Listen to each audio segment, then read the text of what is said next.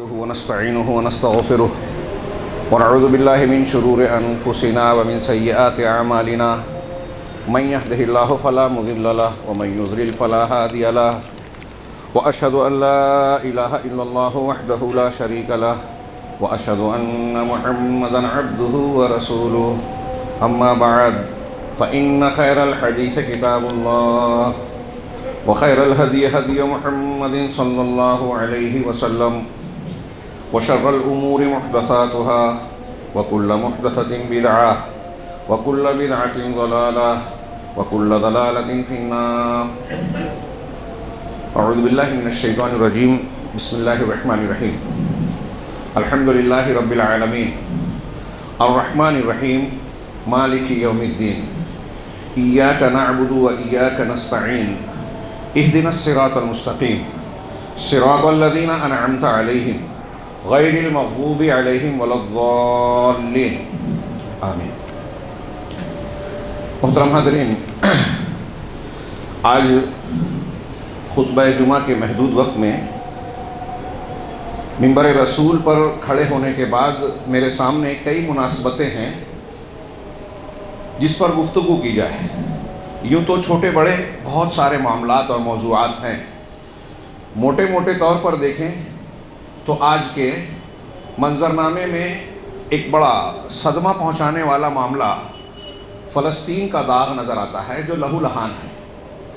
تقریباً 4 مہینہ ہونے کو ہے 7 اکتوبر کے بعد سے وہاں غاصب یہودیوں کی بربریت کا مظاہرہ پوری دنیا کی آنکھوں کے سامنے کھلے طور سے جاری ہے. اس سلسلے میں ہمارا احتجاج، ہمارا درد دکھائی دیتا ہے، لیکن اس کا کوئی اثر نظر نہیں آتا. کیوں؟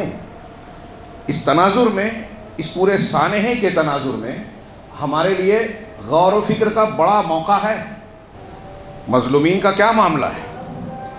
یہ ایک میں نے صرف مسئلے کا ذکر کیا، اس پر گفتگو نہیں کر رہا ہوں. دوسری مناسبت ہم اپنے ملک میں دیکھیں، آج یوم جمہوریہ ہے. 1950 26 جنوری کو ملک کے آزاد ہونے کے بعد یہاں کا دستور ساز کمیٹی کی انتھک کوششوں کے بعد جو تیار کیا گیا اسے نافذ کیا گیا. اس دستور کو بڑا جامع کہا گیا کہ یہاں مختلف قسم کی قومیں، الگ الگ مذاہب اور برادریوں کے لوگ، زبانیں، علاقے اپنی اپنی تہذیب و ثقافت کے ساتھ جیتے ہیں. ہر ایک کو ان کے اپنے دائرے میں پوری آزادی کے ساتھ ان کے حقوق ملیں.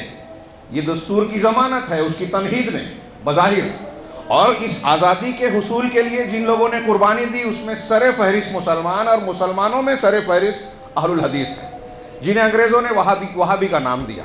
اگر آپ اس تاریخ کو پڑھیں تو بھونچک کر رہ جائیں کہ آج کس طریقے سے، دوسروں تو چھوڑیے، میرا ایسا ماننا ہے، سمجھ ہے کہ ہم خود اپنی تاریخ کو نہیں جانتے.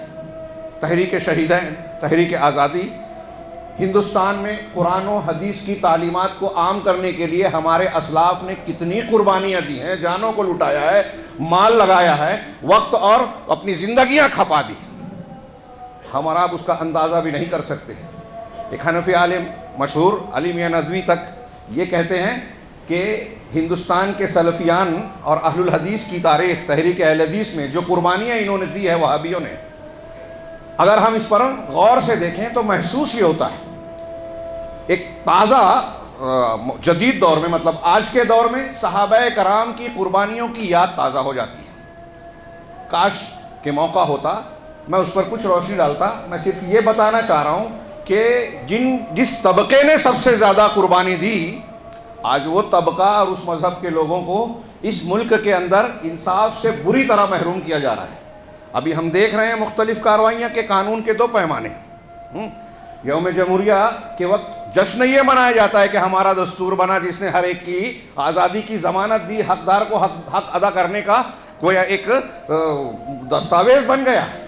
لیکن آج عدالتیں، ملک کی مختلف ایجنسیاں کس طریقے سے کن کے نرغے میں ہیں، حکومت ان کا کس طرح استعمال کر رہی ہے، اور عوام کو، یہاں کے شہریوں کو حقوق اور انصاف کے نام پر کیا کچھ حاصل ہے ہم دیکھ رہے ہیں. عوام اور مسلمان پہلے روتے تھے، چیختے تھے، آج تو دوسرے لوگ بھی رو رہے ہیں. وہ جن کے پاس طاقت ہے، وہ جو سیاسی قوت رکھتے ہیں، اقتدار رکھتے ہیں بعض ریاستوں میں، ان کے یہاں بھی مختلف ایجنسیوں کے چھاپے پڑتے ہیں، سب کو سمجھ میں آ رہا ہے، دکھائی دے رہا ہے کہ اس کا مقصد کیا ہے، کیوں استعمال کیا جا رہا ہے۔ کہیں کوئی معاملہ ہوا، ابھی آپ کے بمبئی میں کچھ جھڑپیں ہوئی، گرفتاریاں یک طرفہ ہو رہی ہیں۔ یہ کوئی ایسی بات میں نہیں کہہ رہا ہوں جو آپ نہیں جانتے یا جس کا شکوہ شکایت نہیں کرتے۔ سوال یہ ہے اس کے نتیجے میں ہم نے کیا سوچا؟ مسلمانوں میں ایک بے بسی، مایوسی پیدا ہوتی ہے۔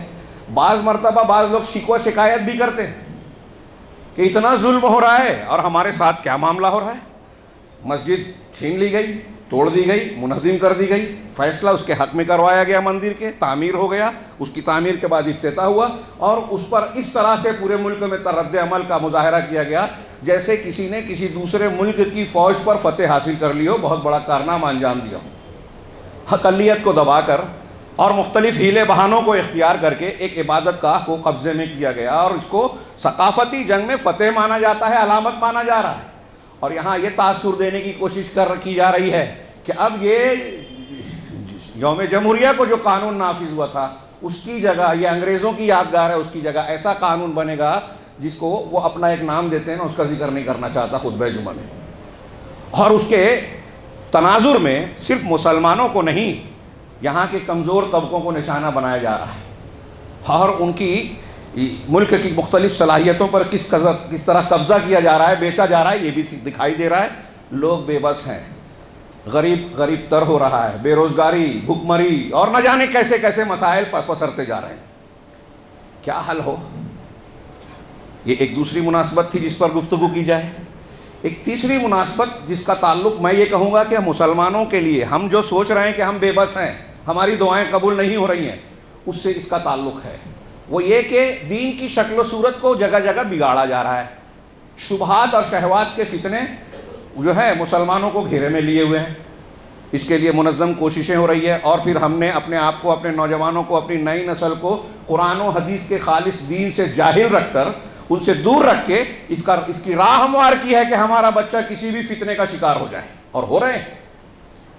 یہ تیسری ایک بڑی مناسبت کہ ہم جس ہجری سال کے مہینے سے گزر رہے ہیں وہ رجب مضر ہے، رجب کا مہینہ، جس کے بارے میں ہمارے ہندوستانی ماحول میں ہم دیکھتے ہیں کہ بہت سی چیزیں مشہور ہیں کہ اس کے پہلی جمعہ کی رات میں ایک نماز پڑھی جاتی ہے، عجیب و غریب نماز جس کو صلاۃ الرغائب کہتے ہیں، اس کی بڑی فضیلت بیان کی جاتی ہے۔ میں اس کی تفصیل میں نہیں جاتا، اختصار کے ساتھ یہ کہ علماء کے اتفاق، علماء حق کا اتفاق ہے کہ یہ جھوٹی روایت پر مشتمل ہے، اس کی کوئی روایت ثابت نہیں ہے۔ اس مہینے میں کچھ لوگ زیارت نبوی کے لیے، اللہ کے رسول کے روضے کے لیے سفر کرتے ہیں، اس کو رجبیہ کہتے ہیں، اس کی کچھ روایتیں بتاتے ہیں، جھوٹی روایتیں۔ اس مہینے میں 22 کو کونڈا بنایا جاتا ہے امام جعفر صادق کے نام پہ۔ حضرت جعفر صادق یہ شیعوں کی ایجاد کردہ ہے، جو حقیقت میں حضرت امیر معاویہ کی وفات کا دن ہے، اس کی خوشی میں کونڈے کا نام دے کے جعفر صادق کے نام کے حوالے سے یہ منایا جاتا ہے۔ اور کیا کچھ خاص پکوان کیے جاتے ہیں، تہوار منایا جاتا ہے، ان کے نام کی نیاز کی بڑی فضیلت بیان کی جاتی ہے، ایک لکڑہارے کا جھوٹا واقعہ بیان کیا جاتا ہے کہ مدینہ میں محل تھا جبکہ مدینہ میں کوئی محل تھا ہی نہیں، یہ مشہور کیا گیا۔ اس کی 27 تاریخ کو اسراء اور معراج کے دن کے طور پر جشن منایا جاتا ہے، کچھ لوگ اہتمام کرتے ہیں، بعض شہروں میں خصوصی نماز ہوتی ہے اس دن، مغرب کی نماز کے بعد عید کی نماز کی طرح، برہانپور میں نے سنا ہے، واللہ عالم۔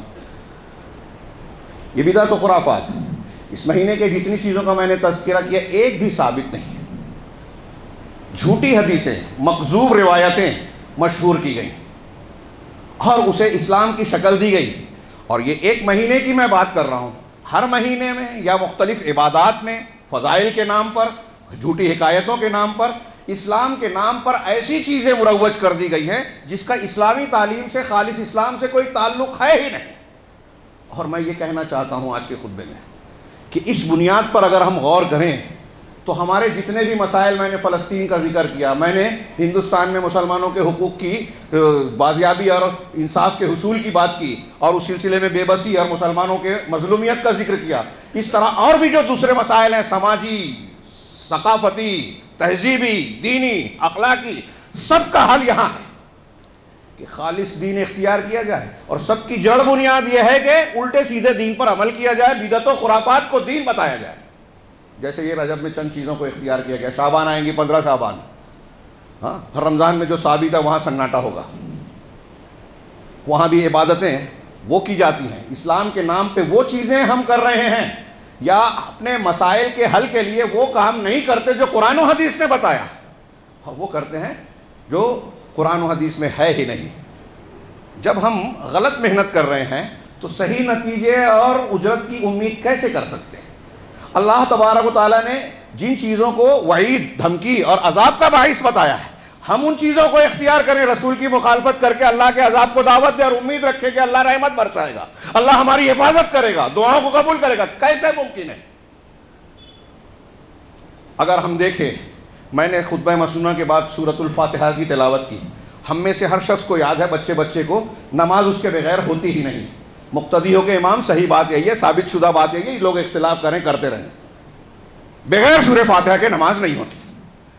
اللہ تبارک و تعالیٰ نے ہر مسلمان کے لیے لازم کیا ہے کہ روز ہر رکعت میں پڑھے، اس کو دہرائے۔ کیوں؟ میں نے اس تناظر میں پڑھی کہ ہماری زندگی کا حل اس جامع ترین قرآن کی سب سے جامع صورت، جسے اہل علم نے بیان کیا، علامہ ابن تیمیہ کہتے ہیں کہ السلف کہتے ہیں کہ قرآن کا خلاصہ سورہ فاتحہ میں ہے۔ قرآن تمام آسمانی کتابوں کا خلاصہ ہے، فیصل اور مہیمن ہے، اور قرآن کا خلاصہ سورہ فاتحہ میں، اور سورہ فاتحہ کا خلاصہ ایاک نعبد و ایاک نستعین میں ہے۔ میں اس تناظر میں آج اس سورہ کی تفسیر اور تشریح نہیں بیان کر سکتا، جتنا بولا جائے گا، میں موٹی موٹی تفسیر اور کتابیں لکھی ہے اہل علم نے، اور کہتے ہیں تب بھی تشنا ہے۔ اس تناظر میں اس کو ذکر کر رہا ہوں کہ روزانہ ہم پڑھتے ہیں اس سورت کی شکل میں ہمارے سامنے ہمارے کوئی بھی کیسے بھی حالات ہوں، پریشانیاں ہوں، مظلومیت ہو، محرومیاں ہوں، ظالم کا تسلط ہو، اس تناظر میں اگر آپ سورہ فاتحہ پر غور کریں، اس کے معنی اور مفہوم پر غور کریں، تو اس میں ہمارے لیے تسلی کا سامان بھی ہے، اس میں اشارہ بھی ہے کہ ہم کس بنیاد پر مارے کاٹے جاتے ہیں، اور اس میں ہمارے کامیاب ہونے اور اس میں کیسے مسائل کو حل کریں، پریشانیوں کو حل کریں، اس کا اشارہ بھی، بلکہ کھلی تعلیم بھی موجود ہے جامع انداز میں۔ سرسری طور سے میں اس پس منظر کے تناظر میں تفسیر نہیں بیان کر رہا ہوں کیونکہ بہت لمبی بات ہو جائے گی، ایک الحمدللہ رب العالمین کا ہی ہفتہ بیان کیا جا سکتا ہے۔ میں صرف موجودہ تناظر میں کہ آپ اس طرح غور کریں، اپنے ایمان کو تازہ کریں، اور مسائل کے حل کے لیے قرآنی تعلیم کی روشنی میں، جس کو ہم روزانہ پڑھتے ہیں زبان سے لیکن سمجھتے نہیں ہیں، مانتے نہیں ہیں، اس کو اختیار نہیں کرتے، اس کو اختیار کریں۔ اللہ رب العالمین نے فرمایا الحمدللہ رب العالمین، تمام تعریفیں اللہ کے لیے جو تمام جہانوں کا پروردگار ہے۔ تعریف رب کے لیے ہے۔ کیوں رب کے لیے؟ اس لیے کہ وہ رب ہے۔ اللہ کے لیے تمام تعریف ہے۔ اللہ الہ سے بنا ہے۔ اس ایک آیت میں آپ سنتے ہوں گے علماء سے کہ ایک ٹکڑے میں توحید کی 3 قسمیں جو بیان کی جاتی ہیں نا، تینوں قسمیں آ جاتی ہیں۔ تمام تعریفیں اللہ کے لیے، تعریف اس کی ہوگی جس کے اندر خوبیاں ہوں، تو اسماء حسنہ اور صفات علیہ کے جتنے معنی اور مطالب ہیں وہ اس میں آ گئے۔ جب کوئی بھی صفت اور خوبی ہوگی تبھی تو تعریف کی جائے گی، تو تمام تعریف ہے اس لیے کہ تمام خوبیاں بدرجہ کمال ہیں، کوئی خوبی کم نہیں ہے، اور ہر خوبی کمال درجے کی ہے، 1% ایک بال برابر بھی کمی نہیں ہے۔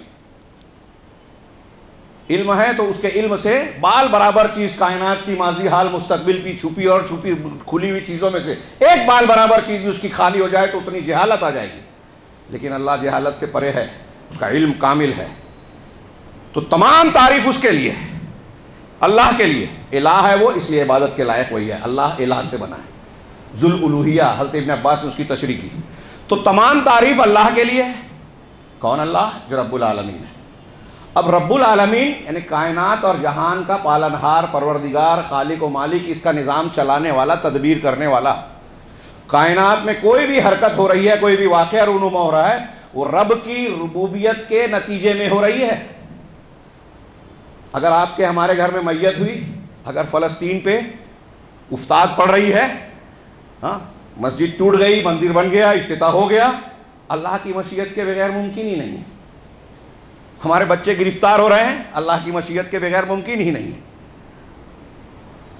اب ہمارے بچے گرفتار ہو رہے ہیں، رب کی ربوبیت کا حصہ ہے، اور ہم صبح شام پڑھتے ہیں رضیت باللہ ربا، اللہ کے رب ہونے پر ہم راضی ہیں، تو رب نے رب کی حیثیت سے جو فیصلہ کیا ہم کو قبول ہے۔ کیوں؟ اس لیے کہ اس کی کوئی فیصلہ علم اور حکمت سے خالی نہیں ہوتا۔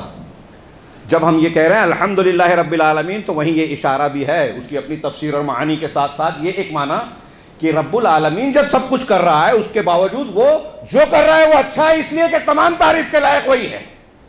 اگر آپ یہ کہیں کہ اللہ رب العالمین نعوذ باللہ ظلم کر رہا ہے تو تعریف کے لائق ہی نہیں رہے گا، اور ہم کہہ رہے ہیں تعریف کے لائق ہے، اس کا مطلب وہ ظلم نہیں کرتا۔ جس کے ساتھ جو ہو رہا ہے، جہاں جو واقعات ہو رہے ہیں، وہاں کچھ نہ کچھ حکمتیں ہیں، وجوہات ہیں۔ رب کی ربوبیت میں کوئی بھی حرکت ہو رہی ہے حکمت سے خالی نہیں ہے۔ اب جو نشیب و فراز ہم دیکھتے ہیں، دکھ اور صدمے کی باتیں دیکھتے ہیں، ظلم و زیادتی دیکھتے ہیں، اس میں اللہ کی بہت سی حکمتیں ہیں۔ اللہ رب العالمین آزمانا چاہتا ہے، آزمائش ہے، مظلوم کو مظلوم کی حیثیت سے، ظالم کو ظالم کی حیثیت سے آزما رہا ہے۔ ہمارے گھر میں اگر کوئی معاملہ ہوتا ہے نا، چھوٹے سے چھوٹا بڑے سے بڑا، وہ آزمائش ہے۔ یہ میں ہوائی بات نہیں کر رہا ہوں، قرآن و حدیث کی دلیلیں، اسلاف کے اقوال پڑھ لیجئے۔ یا تو وہ حکمت آزمائش ہے، یا ہمارے اعمال کا تازیانہ ہے، نتیجہ ہے مختصر سا۔ دنیا میں بھی مکافات کے عمل کے کچھ نتائج اثرات نظر آتے ہیں۔ ہاں، ایک تو آخرت میں جو آئے گا، دنیا میں بھی جیسی کرنی ویسی بھرنی، تو یہ بھی ہے۔ اور ایک یہ بھی ہوتا ہے کہ اللہ رب العالمین اگر ہم کو خوشحالی دے نا تو ہم غافل ہو جائیں، دین سے مسجد سے کٹ جائیں گے۔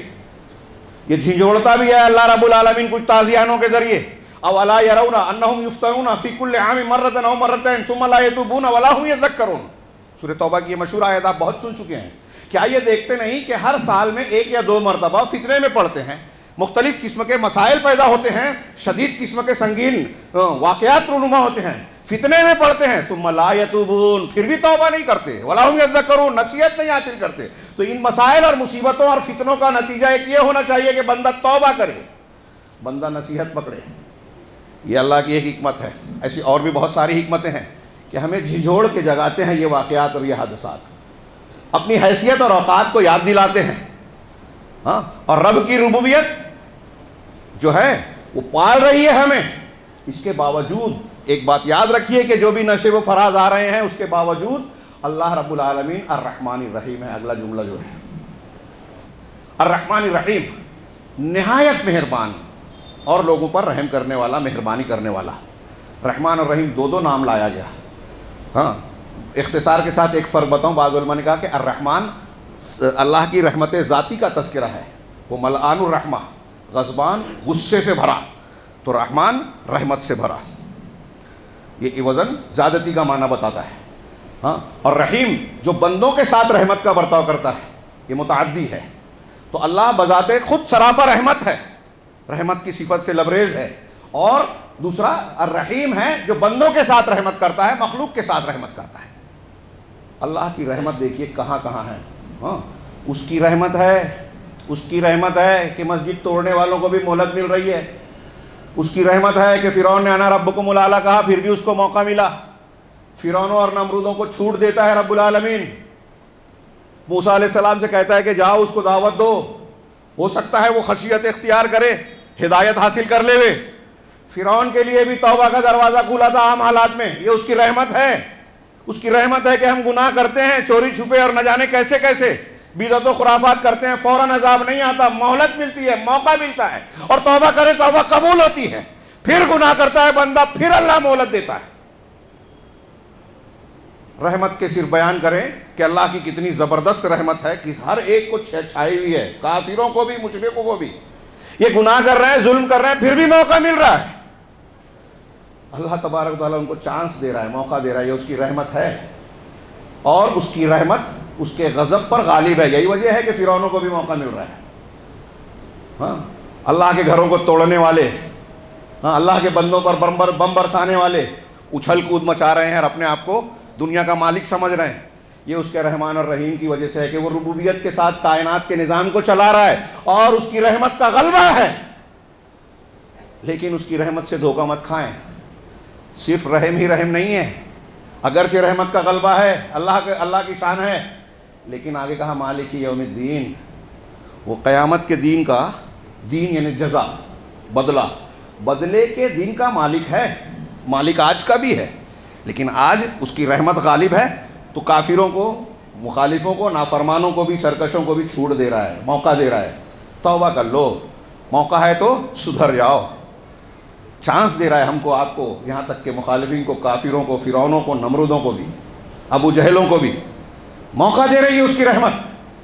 اور اگر اس رحمت سے فائدہ اٹھا کر کوئی اللہ کی طرف رجوع نہ کرے تو مالک یوم الدین ہے.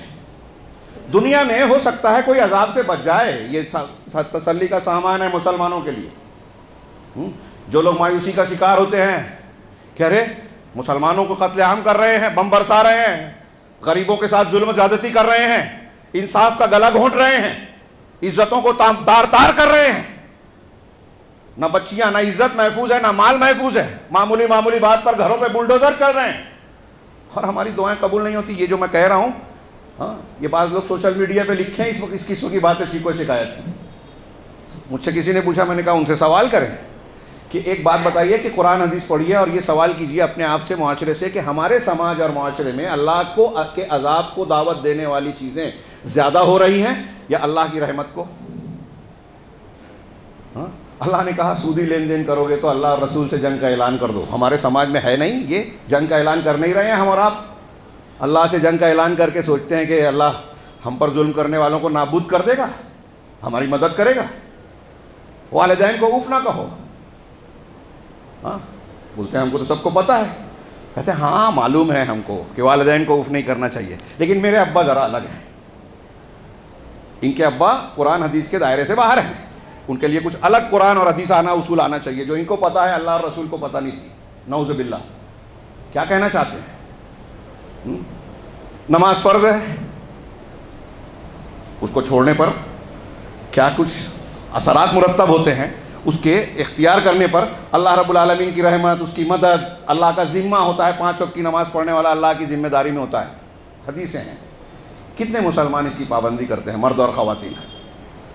بے حیائی، زنا، بدکاری، جھوٹ بولنا، غیبت، چغلی، چوری کرنا، دوسروں کے حقوق مارنا، بھائی بہن کے حق کو ہڑپ لینا، پڑوسی کے ساتھ ظلم کرنا، یہ کون سی؟ اس میں سے جتنی چیزوں کا میں نے ذکر کیا، کوئی ایک مسلمان مرد ہو یا خاتون بتائیے کہ اس کو پتہ نہیں ہے کہ یہ گناہ ہے اور ایسا کرنے سے اللہ ناراض ہوتا ہے. لیکن یہ ہمارے سماج میں جتنی چیزوں کو ذکر کیا، کوئی ایسی چیزیں جو نہیں ہو رہی ہے. اور سب سے بڑھ کر شرک اور بدعت عام ہیں، جو اللہ کے غضب کو بھڑکانے والی چیزیں ہیں وہ ہم اختیار کیے ہوئے ہیں، جس پر اللہ نے وعید کی کہ اگر شرک کرو گے تو اللہ بے سہارا چھوڑ دے گا، تمہاری مدد نہیں کرے گا. وَلَا تَجْعَلْ مَعَ اللَّهِ إِلَٰهًا آخَرَ فَتَقْعُدَ مَذْمُومًا مَخْذُولًا. شرک کرو گے تو مذموم، قابل مذمت، مخذول، بے سہارا، بے یار و مددگار بن جاؤ گے. مسلمان آج بے یار و مددگار ہے. شرک کی نحوست، بدعت کی نحوست، سنتوں کی مخالفت کی نحوست.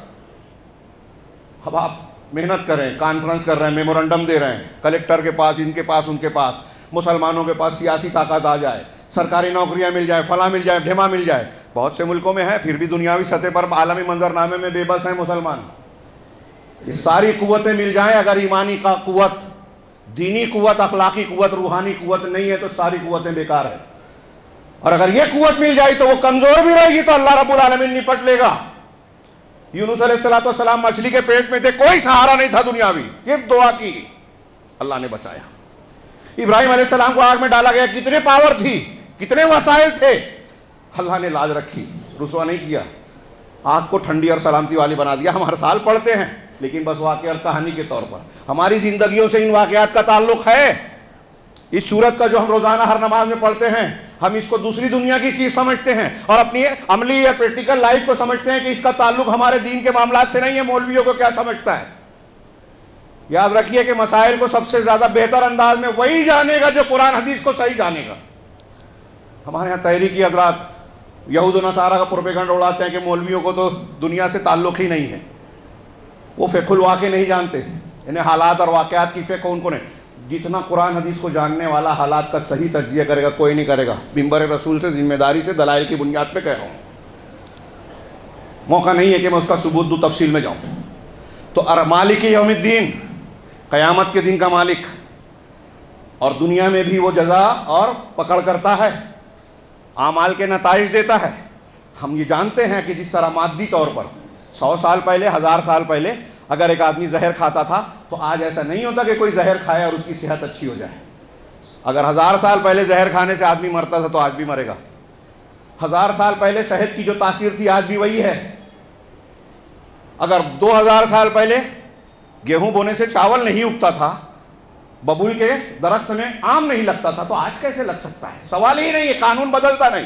ایسے ہی قوم نوح, قوم عاد, قوم ثمود جن گناہوں کی پاداش میں ہلاک کی گئی, اگر ہم اور آپ اختیار کریں گے شرک, بدعت, خرافات, ناپ تول میں کبھی, حقوق کا مارنا, معاملات میں مخالفت دین کرنا, تو اللہ رب العالمین کا عذاب آئے گا. یہ نتیجہ بدل نہیں سکتا. جیسے زہر کھانے سے مرتا ہے آدمی پہلے بھی آج بھی, ایسے گناہ کرنے کے بعد اللہ رب العالمین کی رحمت آپ کو نہیں ملے گی, الا یہ کہ ہم توبہ کریں سچے دل سے. تو یہ تو دنیا کا معاملہ ہے. اللہ نے بتایا کہ قوموں کو دنیا میں بھی سزا سے دوچار کیا حجت پوری ہونے کے بعد, اور آخرت میں اس کا منظر. ایک حدیث پیش کر کے آگے بڑھوں. ہاں, نتیجہ باقی ہے کہ اللہ کے رسول صلی اللہ علیہ وسلم نے فرمایا, قرآن کی آیت میں بھی ہے, وَالْأَرْضُ جَمِيعًا قَبْضَتُهُ يَوْمَ الْقِيَامَةِ, پوری زمین قیامت کے دن اللہ کی مٹھی میں ہوگی. وَالسَّمَاوَاتُ مَطْوِيَّاتٌ بِيَمِينِهِ, اور سارے آسمان اللہ کے داہنے ہاتھ میں لپٹے ہوں گے. یہ قرآن کی آیت میں وما قدر اللہ حق قدر کے بعد اللہ کے رسول صلی اللہ علیہ وسلم نے, بخاری مسلم کی حدیث ہے, الگ الگ الفاظ کے ساتھ, تھوڑے تھوڑے فرق کے ساتھ کئی حدیثیں ہیں, کہ اللہ کے رسول نے فرمایا کہ اللہ تعالیٰ زمین کو مٹھی میں لے گا, ساتوں آسمان کو اپنے داہنے ہاتھ میں لپیٹ لے گا. چھوٹی ہے اللہ کی عظمت, کبریائی کیا ہوگا. سورج اور چاند کتنا بڑا, سورج ہماری دنیا سے لاکھوں گنا بڑا, سورج سے کئی کروڑ گنا, کئی ستارے ہیں انٹارکٹیکل کے 6 کروڑ گنا بڑا. 6 کروڑ سورج ایک ستارے میں آ جائیں گے. ایسے ستارے کتنے ہیں ہماری اس فضا میں نہیں معلوم, فلک میں. ان سب سے بڑا آسمان, ساتوں آسمان کو کرسی میں رکھیں تو اللہ کے رسول صلی اللہ علیہ وسلم سے ثابت ہے کہ گویا ایسے ہے جیسے ایک ڈھال کے اندر 7 انگوٹھیاں ڈالی جائیں, اور کرسی کو عرش میں رکھا جائے تو ایسے ہے جیسے ایک میدان میں ایک انگوٹھی ڈالی جائے. کتنا بڑا ہے آسمان. اس کو اللہ تعالیٰ قیامت کے دن اپنے داہنے ہاتھ میں لپیٹے گا اور کہے گا انا الملک, میں ہوں بادشاہ. اینا ملوک الارض, زمین کے بادشاہ کہاں ہیں؟ چھوٹی سی اقتدار اور وقتی حکومت ملتی ہے تو لوگ اتراتے ہیں, ظلم کرتے ہیں. میں نے پچھلے ہفتے خطبہ دیا کہ یہ جو ظلم کر رہے ہیں اور سمجھ رہے ہیں اپنی طاقت اور قوت کے بلبوتے, یہ اللہ کی زمین, اللہ کی عبادت گاہوں کو ہتھیانے والے, یہ سمجھ رہے ہیں سیروا فی الارض فانظروا کیف کان عاقبۃ المکذبین, زمین میں چل پھر کے دیکھو جھٹلانے والوں کا انجام کیسا ہوا, آپ بچ جائیں. ابھی میں نے کہا نا زہر کھانے کا انجام پہلے جیسا ہوتا تھا آج بھی ہوگا. یہ یقین رکھیے مسلمانوں, ظالم کا انجام اچھا نہیں ہو سکتا الا یہ کہ وہ ظلم سے توبہ کر لے. ہمیں یہ یقین ہونا چاہیے, اور یہ تسلی کا سب سے بڑا سامان ہے. رب کی ربوبیت اندھا قانون نہیں چلاتی کہ کوئی کچھ بھی کر لے ہوئے بچ جائے گا. نہیں, وہ مالک یوم الدین ہے. یہاں نہیں تو وہاں حساب ہو کر رہے گا. یہاں معاملات ختم نہیں ہیں. اس لیے مسلمانوں کو اگر کہیں شکست ہوتی ہے, کہیں دبنا پڑتا ہے, تو کوئی گھبرانے کی بات نہیں ہے. غزوہ احد میں نبی کریم صلی اللہ علیہ وسلم اور صحابہ کرام کو تکلیف پہنچی, 70 صحابہ شہید ہوئے. پچھلے جمعہ کو میں نے اسی تناظر میں ذکر کیا. 4 ہجری میں ایک ہی ماہ سفر میں 2 واقعہ, غزوہ ذات الرجی اور بیر معونہ کا واقعہ پڑھیے, کلیجہ دل کو آتا ہے, آنکھ سے آنسو بہنے لگتے ہیں. دھوکے سے صحابہ کرام کو شہید کیا گیا. تو کیا یہ مان لیا جائے کہ یہ صحابہ ناکام ہو گئے, دل ٹوٹ جائے, مایوس ہو جائے؟ رسول اللہ صلی اللہ علیہ وسلم نے مہینہ بھر قنوت نازلہ پڑھی, جس سے یہ بھی پتہ چلتا ہے کہ اللہ کے رسول اللہ نہیں تھے. تبھی تو پہلے سے معلوم نہیں تھا کہ یہ لوگ دھوکہ دینے والے ہیں, عالم الغیب نہیں تھے, بھیج دیا. اور جب انہوں نے ظلم کیا تو اللہ سے دعا مانگ رہے کہ ان کو پکڑ لے اللہ رب العالمین. نام لیا تو اللہ نے قرآن نازل کر دیا. غزوہ احد میں بددعا دی کہ قوم کیسے فلاح پا سکتی ہے جنہوں نے اپنے نبی کو زخمی کر دیا. قرآن آیا لیس لک من الامر شیء, آپ کا معاملے میں کوئی اختیار نہیں ہے. توحید کی اس سے بڑی دلیل کیا ہو سکتی ہے؟ سید المرسلین خاتم النبیین سے اللہ کہہ رہا ہے کہ آپ کا حق نہیں ہے, اللہ کا جو حق ہے. آپ کو جو حکم دیا گیا وہ کریں. پھر جن کے بارے میں بددعا کی تھی وہ بعد میں مسلمان ہوئے, اس کا مطلب اللہ کے رسول صلی اللہ علیہ وسلم کو یہ پتہ نہیں تھا کہ بعد میں یہ مسلمان ہونے والے. بات ضمناً آ گئی کہ مسلمان جیسے کافر لوگ, میں یہ کہنا چاہتا ہوں کہ کفار اور ظالمین جو ظلم کر رہے ہیں, وہ غاصب یہود ہوں یا کسی بھی علاقے کے کوئی بھی ظالم ہوں, وہ ظلم کر کے اگر حکومت پر ہیں, بظاہر ان کو لگتا ہے کہ وہ کامیاب ہیں, تو دھوکے میں نہ پڑے. اور مظلوم ہو کر اگر پریشان ہیں, صدمے میں ہیں, تو گھبرائے نہیں. آپ کا بھی امتحان ہے, ان کا بھی امتحان ہے. بس امتحان میں ہم کو دین پر رہنا ضروری ہے، ایمان پر رہنا ضروری ہے، تقوی، توحید، اتباع سنت، اس پر رہنا ضروری ہے۔ بدعت و خرافات نہیں۔ آج ہمارے مسائل کے حل کے لیے بھی لوگ بتاتے ہیں کہ یہ ورد کرو، یہ فلاں بدعتی عمل کرو، بڑے بڑے علماء، اور میں نے دیکھا یہ سجادہ نشین اور پتہ نہیں کیا کیا ہیں، ورد بتا رہے ہیں کہ اس دعا کا اس طریقے سے اہتمام کیا جائے۔ بدعت سے آپ حل کریں گے مسئلہ؟ ہر جمعہ کو اللہ کے رسول کہتے تھے ہر بدعت گمراہی، ہر گمراہی جہنم میں۔ یہی سب سے بڑی مصیبت ہے ہماری۔ میں ایسا کہنا چاہتا تھا آج کے خطبے میں سورہ فاتحہ کے تناظر میں کہ اللہ تعالیٰ نے جو حل دیا ہے نا وہ توحید ہے، اتباع سنت ہے، صحیح عقیدہ اور صحیح منہج، وہ سورہ فاتحہ میں بہت کھلے طور سے بیان کیا گیا۔ ہاں، سورہ فاتحہ میں جو آگے میں بیان کرنے جا رہا ہوں، عقیدہ اور منہج کی درستگی، اس کو چھوڑ کے لوگ سارا معاملہ اختیار کرتے ہیں، اور جب ہم اس کی بات کرتے ہیں تو لوگ کہتے ہیں اختلافی بات کر رہے ہیں۔ یہ اختلافی بات نہیں ہے، صراط مستقیم ہے، اور جب ہم صراط مستقیم بتائیں گے تو جتنے ادھر ادھر کے راستے ان کا رد ہوگا۔ انبیاء کرام نے صرف توحید نہیں بیان کی، شرک کا رد بھی کیا۔ شرک کے رد کے بغیر، معبودان باطلہ کا انکار کیے بغیر اللہ رب العالمین کی الوہیت کا اقرار مکمل نہیں ہو سکتا۔ ایک تحلیہ ہے، ایک تخلیہ ہے، آراستگی اور صفائی۔ آگے مالک یوم الدین کے بعد اللہ نے کہا ایاک نعبد و ایاک نستعین۔ آپ نے یہ سب مان لیا، کاش کے موقع ہوتا میں گھماتا۔ ایاک نعبد و ایاک، تیری ہی ہم عبادت کرتے ہیں، تو رب العالمین ہے، ساری تعریف کے لائق ہے، رحمان الرحیم ہے، مالک یوم الدین ہے، دنیا چلا رہا ہے رب العالمین، الرحمن الرحیم، رحمت کا غلبہ ہے، اس کا نتیجہ دینے والا ہے یوم الدین کو۔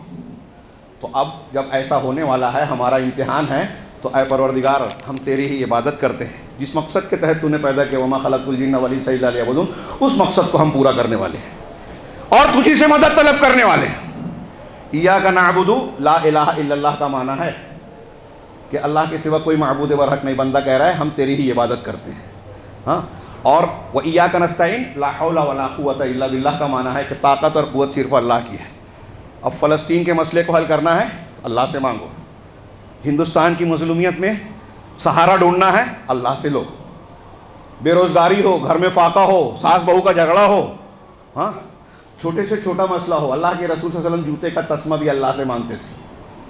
اللہ تعالیٰ نے کہا نا حدیث قدسی میں، وقت نہیں ہے کہ اے میرے بندو تم میں کا ہر شخص بھوکا ہے سوائے اس کے جس کو میں کھانا کھلاؤں، لہٰذا مجھ سے کھانا مانگو، میں کھانا کھلاؤں گا۔ تم میں کا ہر شخص ننگا ہے سوائے اس کے، اے میرے بندو تم میں کا ہر شخص ننگا سوائے اس کے جس کو میں کپڑا پہناؤں، مجھ سے کپڑا مانگو، میں تمہیں کپڑا پہناؤں گا۔ اے میرے بندو تم میں کا ہر شخص گنہگار ہے،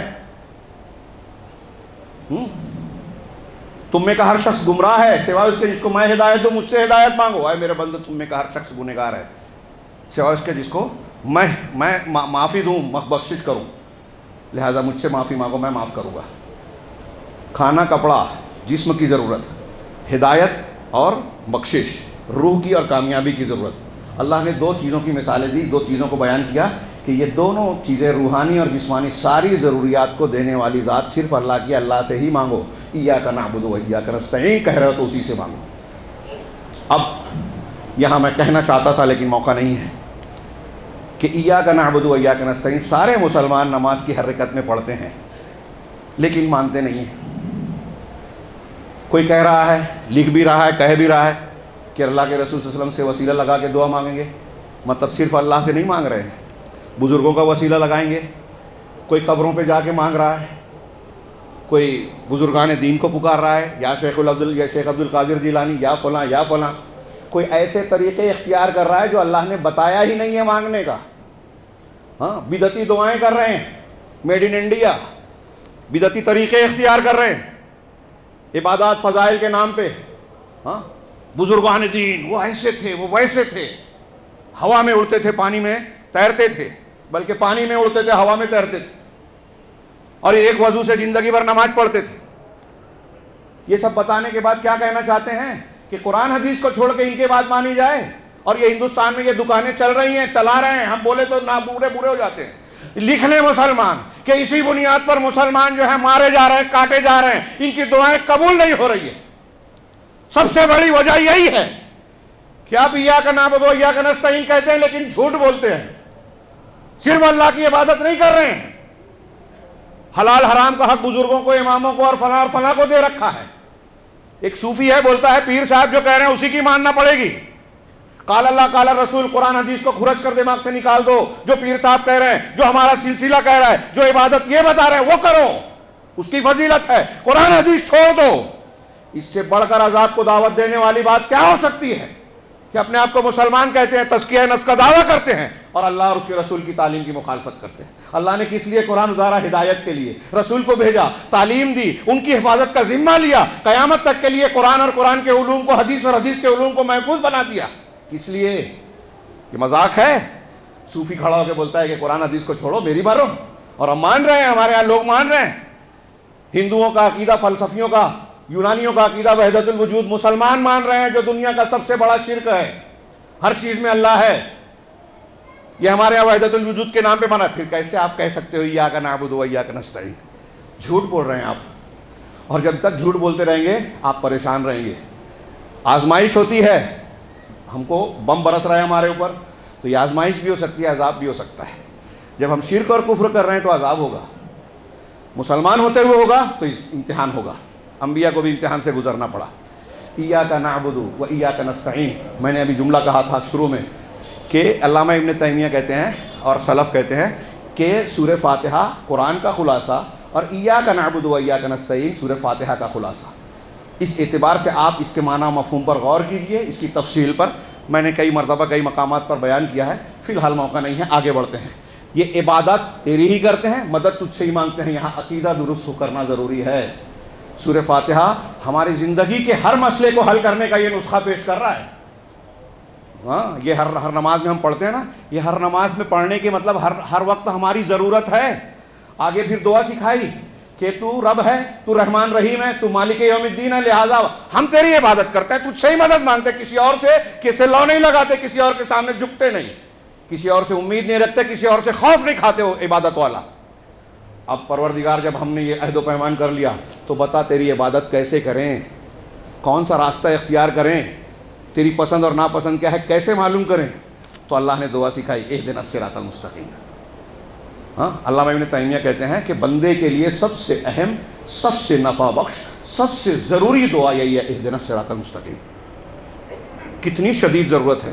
اگر آپ کو دنیا پوری مل جائے، صراط مستقیم سے محروم ہے، تو آپ سے زیادہ بدقسمت کوئی نہیں. کوئی بادشاہ ہو، وزیر اعظم ہو، صدر جمہوریہ ہو، دنیا کی ہر چیز مل جائے، ہدایت نہ ملے تو وہ غریب ہے، اس سے غریب کوئی نہیں.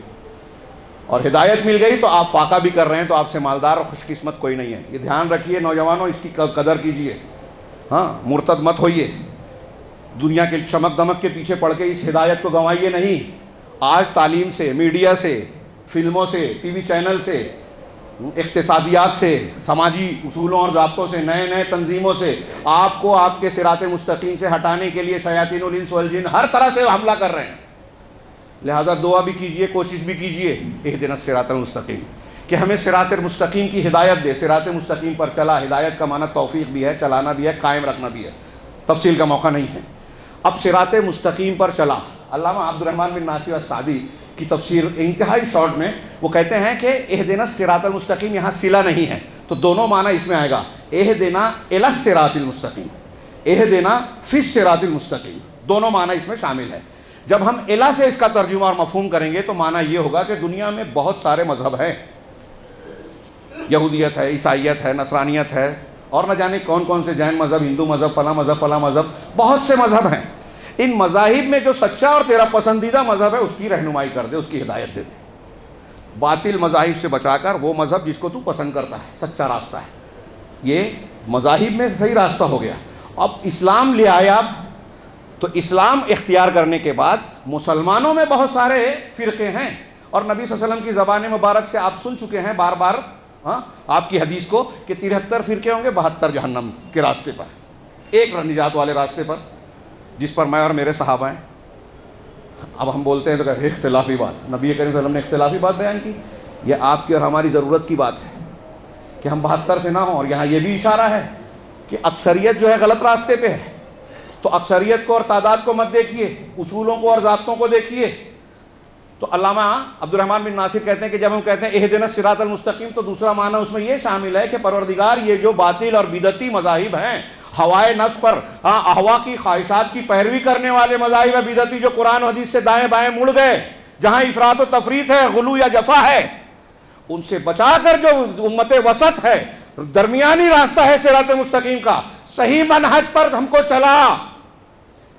آج ہم دیکھیے کہ کتنے مسلمان ہیں بڑی بڑی کانفرنسیں، پروگرام اور نہ جانے کیا کیا کر رہے ہیں، وقت لگا رہے ہیں، پیسہ خرچ کر رہے ہیں، ان کی اپنی بڑی بڑی یونیورسٹیاں، مدارس اور نہ جانے کیا کیا ہے، لیکن افراط و تفریط کا شکار ہے۔ کسی نے قرآن و حدیث کے سامنے عقل کی بات مانی، کسی نے جذبات اور وجدان کو مانا، کسی کوئی امام کو اپنا رسول کا مقام دے کر امام کی بات کو مانتا ہے، کوئی خواب کشف کی پیچھے پڑا ہوا ہے، پیر صاحب کے سلسلے پہ چل رہا ہے۔ افراط اور تفریط کے راستوں کو اختیار کر کے موقع نہیں ہے کہ میں ان کے اصولوں کو بتاؤں، ہاں بہرحال قرآن و حدیث سے ہٹے ہوئے ہیں۔ اور اسی کا ایک مظہر ہے کہ ہمارے ہاں جو مہینہ چل رہا ہے، اس میں کچھ لوگ صلاۃ الرغائب کو مان رہے ہیں، کچھ لوگ کونڈا بناتے ہیں، کچھ لوگ معراج کی رات مناتے ہیں، جو صحابہ نے نہیں کیا، اللہ کے رسول نے نہیں بتایا۔ اور جب آپ اس چیز کو دین بناتے ہو جو اللہ کے رسول صلی اللہ علیہ وسلم نے نہیں بتایا، جو صحابہ کا عمل نہیں ہے، تو آپ غلط منہج پر ہو، غلط طریقے پہ ہو، صراط مستقیم سے ہٹے ہوئے ہو۔ اہدنا الصراط المستقیم آپ نماز میں تو پڑھتے ہیں لیکن اس پر غور نہیں کرتے۔ دیکھیے جب آپ دعا کرتے ہیں کہ اللہ ہمیں روزی عطا فرما، حلال رزق عطا فرما، تو حلال رزق کی دعا کرنے کے بعد آپ گھر میں نہیں بیٹھ جاتے، یا یہ تعلیم نہیں دی گئی ہے کہ آپ نے دعا کر لی بس کافی ہے۔ دعا کرنے کے بعد آپ اپنی محنت کوشش ضرور کریں۔ اللہ کے رسول نے فرمایا کہ اگر تم اللہ پر اس طرح بھروسہ کرو جس طرح بھروسہ کرنے کا حق ہے، توکل کا حق ہے، تو تمہیں ایسے روزی دے گا جیسے پرندوں کو دیتا ہے، جو بھوکے پیٹ اپنے گھونسلے سے صبح نکلتے ہیں اور شام کو آسودہ حال شکم سیر ہو کر پیٹ بھر کے لوٹتے ہیں۔ تو ان کو اس کا یہ مطلب نہیں ہے کہ آپ اسباب کو اختیار نہ کریں۔ پرندہ گھونسلے سے نکل کر محنت کرتا ہے، اللہ روزی دیتا ہے، تو ہمیں محنت کرنا ہے۔ جب دعا کریں گے تو اسباب دعا، اسباب بھی اختیار کریں گے۔ چنانچہ اللہ کے رسول نے دعا کی، سب سے بہادر تھے، آپ نے جنگی لباس بھی پہنے، محنت بھی کی، کوشش کی، مسجد نبوی میں بیٹھ کر ابو جہل کے لشکر کو تباہ کرنے کی صرف دعا نہیں کی، میدان بدر میں پہنچے، مقابلہ کیا، سارے اسباب اختیار کیے۔ تو ہمیں بھی کرنا ہے، جب ہم دعا مانگ رہے ہیں کہ اللہ ہم کو صراط مستقیم پر چلا، تیری ہی عبادت کرنا چاہتے ہیں، صرف تجھ سے مدد مانگنا چاہتے ہیں، تیرے ہاتھ میں سب کچھ ہے، تو ہی دے سکتا ہے، کوئی اور نہیں رکھتا طاقت کہ ایک پتا بھی ہلا دے وے، ایک ذرہ بھی دے دے وے۔ اللہ نے قرآن میں کہا کہ جن کو اللہ کے سوا پوجا جاتا ہے وہ کھجور کی گٹلی کے چھلکے کے بھی مالک نہیں۔ جب مالک نہیں ہے تو دے کیا سکتے ہیں، چھین کیا سکتے ہیں؟ تو تیری عبادت کرتے ہیں، آپ کیسے چلیں تیرے راستے پہ، تو کیسے خوش ہوگا؟ تو اللہ نے دعا سکھائی، صراط مستقیم پر چلا، اس پر قائم رکھ۔ کون سا صراط مستقیم؟ صراط الذین انعمت علیہم، ان لوگوں کا راستہ جن پر تو نے انعام کیا۔ سورہ نساء میں بتایا انعام یافتہ کون ہے؟ نبی، انبیاء، صدیقین، شہداء، صالحین۔ صدیقین میں سر فہرست ابوبکر صدیق۔ ابوبکر صدیق کا مسلک کیا تھا؟ جو ان کا مسلک تھا وہی اختیار کر لیجیے، ساری چیزوں کو کھرچ کے پھینک دیجیے۔ ان کا مسلک تھا کہ قرآن و حدیث کو ماننا۔ اور صدیق جب قرآن حدیث سے ثابت ہے کہ صدیق اکبر ابوبکر ہیں، تو جو ابوبکر صدیق کو برا بھلا کہتا ہے، ان کی مخالفت کرتا ہے، ان پر برات اور لعنت کرتا ہے، روافض اور شیعہ، وہ قرآن کی آیت کا انکار کر رہے ہیں، قرآن نہیں مان رہے۔ تو صراط مستقیم انبیاء، صدیقین، شہداء اور صالحین کا راستہ ہے، یہ قرآن و حدیث والا راستہ ہے، بدعتوں والا راستہ نہیں ہے۔ آج کوئی شخص ٹی وی چینل پر آیا، بڑا مقبول ہو گیا، اس کے فالوورز اتنے ہو گئے، ہمارا نوجوان پیچھے چلنے لگا، یہ ٹھیک نہیں ہے۔ یہ دیکھیے کہ قرآن و حدیث کے مطابق ہے کہ نہیں۔ ظاہر میں اگر کوئی فضیلت نظر آ رہی ہے، کوئی بہت اچھا عمل کر رہا ہے، اس سے بھی دھوکہ نہیں کھائیے۔ اللہ کے رسول نے خارجیوں کے بارے میں کہا صحابہ سے کہ تم اپنی نماز کو ان کی نماز سے، اپنے روزے کو ان کے روزے سے، اپنی تلاوت کو ان کی تلاوت سے کمتر سمجھو گے۔ قرآن پڑھیں گے لیکن حلق کے نیچے نہیں اترے گا، دین سے ایسے نکل جائیں گے جیسے تیر شکار کو چھید کر نکلتا ہے۔ مل جائیں تو قتل کرنا، مجھے ملیں گے تو آگ کی طرح قتل کروں گا۔ میں اکثر یہ بات آج کل دہرا رہا ہوں کہ آج کے زمانے میں ایسی نماز پڑھنے والے، ایسا روزہ اور تلاوت کرنے والے مل جائے تو ہمارے نوجوان اس کو لائک کریں گے، فالوورز بن جائیں گے۔ اللہ کے رسول کا قتل کر دینا یہ عقیدے کی بنیاد پر ہے، یہ بھی دھیان رکھیے۔ بس یہ آخری بات کہہ کے سمیٹتا ہوں بات، کہ اللہ کے رسول صلی اللہ علیہ وسلم نے عقیدہ خراب ہونے کی بنیاد پہ کہا نماز روزے کا اعتبار نہیں کرنا، مار دینا۔ اور ایک صحابی جن کو شراب پینے کی وجہ سے کئی مرتبہ سزا ہوئی، کسی نے کہہ دیا کہ اللہ کی لعنت ہو، بار بار سزا دی جاتی پھر بھی شراب پیتے ہیں۔ اللہ کے رسول نے کہا کہ اپنے بھائی کے خلاف شیطان کی مدد نہ کرو، انہ یحب اللہ ورسولہ، بخاری کی روایت ہے یہ۔ عبداللہ الحمار صحابی تھے، کہا یہ اللہ اور اس کے رسول سے محبت کرتے ہیں، ان پر لعنت مت بھیجو، شیطان کی مدد مت کرو اپنے بھائی کے خلاف۔ اگر عقیدہ صحیح ہے، اللہ اور رسول سے محبت ہے، تو شراب پینے کے باوجود لعنت نہیں بھیجنا ہے، اور عقیدہ بگڑ گیا تو نماز روزہ خوب پڑھ رہے ہیں ان کو مار دینا ہے، خارجی۔ اہمیت سمجھیں کہ ہمارے دین کی بنیاد عقیدہ اور منہج ہے، اہدنا الصراط المستقیم، صراط الذین انعمت علیہم، ان لوگوں کا راستہ جو انعام یافتہ ہے، غیر المغضوب علیہم ولا الضالین، مغضوب علیہم جن پر اللہ کا غضب ہوا اور جو گمراہ ہے وہ نہیں، وہ یہود و نصارہ پاپ ماضی میں تھے، اور آج کے زمانے میں مغضوب اور ضالین کے طریقے پہ اہل بدعت ہیں، غلط منہج والے دین کے مسلمان ہیں، غلط منہج والے مسلمان ہیں۔ یہ میں بہت ذمہ داری سے کہہ رہا ہوں، اچھی طرح سمجھے، وقت نہیں ہے، بہت مختصر کہہ رہا ہوں کسی موقع پہ تفصیل سے، کہ جتنے بھی بدعتی ہیں افراط اور تفریط یا تو یہود کے طریقے پہ ہے یا نصارہ کے، مغضوب علیہم اور ضالین وہ صراط مستقیم پر نہیں ہیں، بدعات کے مرتکبین، خواہشات نفس کے متبعین، یہ صراط مستقیم سے ہٹے ہوئے ہیں، توحید اور صحیح منہج سے ہٹے ہوئے ہیں۔ اور اگر مسلمان ہم اور آپ چاہتے ہیں، سنجیدہ ہیں کہ ہمارے بچے کامیاب ہوں، دنیا میں عزت کی زندگی پائیں اور آخرت میں کامیابی پائیں جو اصل بنیاد ہے، تو اس کے لیے ضروری ہے کہ ہم خود بھی